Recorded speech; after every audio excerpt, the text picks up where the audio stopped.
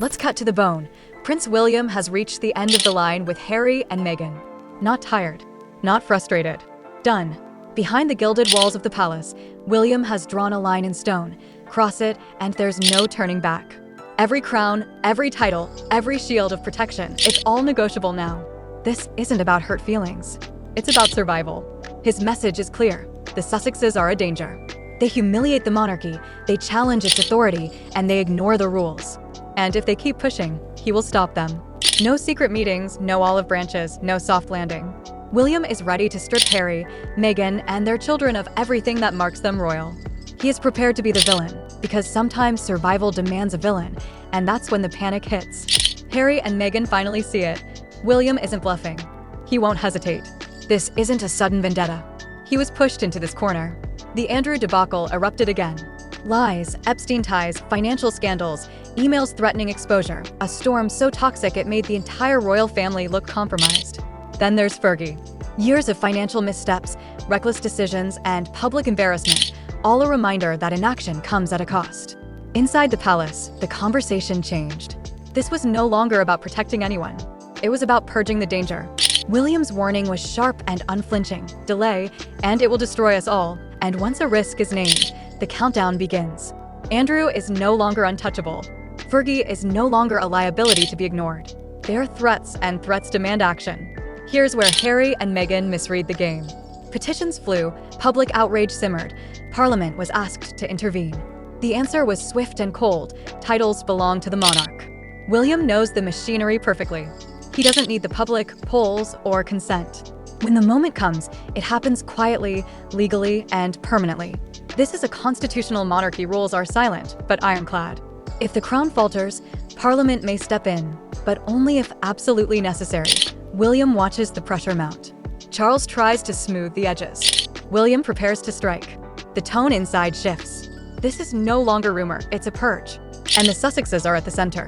King Charles wants to avoid confrontation, believing patience and quiet leaks will hold things together. He hopes Harry will behave, that Meghan will stop provoking, that calm can return. William wants one thing: closure. The divide is obvious. Charles hesitates. William moves forward. Subtlety disappears. William's stance is unyielding. Allow this to continue, and it will never end. Charles frets over optics. William worries about legacy. The longer Charles delays, the more pressure builds from the public, from advisors, from the very structure of the monarchy. In this system, weakness is replaceable. Charles knows it, yet he hesitates to pull the trigger. William will not, and this is the moment the Sussexes realize it. There's no confusion, no negotiations left. The door is closed. Their leverage evaporated. For years, they believed bloodline was protection, that the monarchy would blink first. They were wrong. The crown will not blink. Never. Inside their circle, fear has replaced shock. This is no longer about bruised feelings, it's about survival. Every headline, every charity appearance, every ounce of influence Harry and Meghan wield depends on their royal identity. Lose that, and they are just ordinary people. No authority, no protection, no backstage access. That truth terrifies them. Meghan defined herself as a duchess. Harry built his persona as the wronged prince. William is about to erase both legacies in one decisive strike. There will be no do-overs. No comeback. Not because he wants revenge, but because William will allow no ambiguity. This is the moment Harry and Meghan never took seriously. Stripping titles isn't symbolic. Once it happens, it's final. Prince Harry becomes Henry Mountbatten Windsor. No HRH, no respect automatically granted, no royal shield. Meghan loses Duchess of Sussex and becomes simply Mrs. Mountbatten Windsor legally, socially, institutionally, completely. The crown's recognition vanishes, and with it, any implied authority or confusion. William grasps what Harry never did. Ambiguity is the enemy of power. Remove it entirely, and the institution survives. This isn't punishment, it's clarity. Once the titles are gone, the monarchy moves forward, and the Sussex chapter closes forever. This is where William draws a line his grandmother once left blurred. For decades, royal decrees were bent, HRH styling misused, titles commercialized. Elizabeth tried to set boundaries. People ignored them. William refuses to allow that anymore. The palace message is blunt. Rules mean something again. Consequences will follow. No warnings, no appeals, no emotional bargaining. Titles vanish because rules were broken. End of story, and make no mistake, this isn't petty or personal. William isn't just cutting off Harry and Meghan. He is rewriting the rules of royal privilege, starting with his own household. Titles are no longer automatic shields, they are tied to service. Refuse to serve, and the honor means nothing. This principle applies to his own children. Princess Charlotte and Prince Louis could see their royal styles delayed or removed if they choose not to take on public duties. That decision hits like a shockwave. This is not a father clinging to tradition. This is a future king dismantling entitlement in real time. William understands discipline is a two-way street.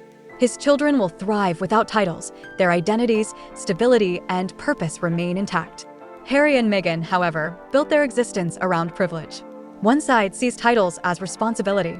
The other clings to them for survival. Once William made this distinction, the argument ended. Meghan's reaction was panic, not strategy. She scrambled, trying to secure the title as a personal brand, trademarking Duchess of Sussex, treating it as intellectual property rather than a crown-granted privilege. The palace response was mercilessly simple. She still didn't understand. Royal titles are not brands. They are not transferable. They belong to the institution, not the individual. William's response was clinical, dismissive. Once titles vanish, no trademark, no paperwork, no rebranding can save them. Her panic revealed fear, and in monarchy, fear is powerless. When the titles are officially removed, the palace reacts with silence. No arguments, no emergency meetings, no last-minute deals. Just the cold, quiet efficiency of the institution. Harry ceases to be Prince Harry in any official sense. He becomes Henry Mountbatten Windsor, a private citizen with a renowned surname but no power. Meghan becomes Mrs. Mountbatten Windsor. No Duchess, no HRH, no influence, nothing. Everything they built around these titles evaporates overnight, and here is the part most underestimated. Without titles, their world changes instantly. Calls stop coming. Invitations fade. Access disappears. Influence drains away, not because anyone is cruel, but because the system no longer supports them. The monarchy moves on without explanation. William owes no closure. He owes stability. Once the separation is executed, no interview, no documentary, no viral story can reverse it. The crown does not debate former members. It continues silently, permanently. That is the final cut. Not dramatic, not loud. Absolute. Irreversible.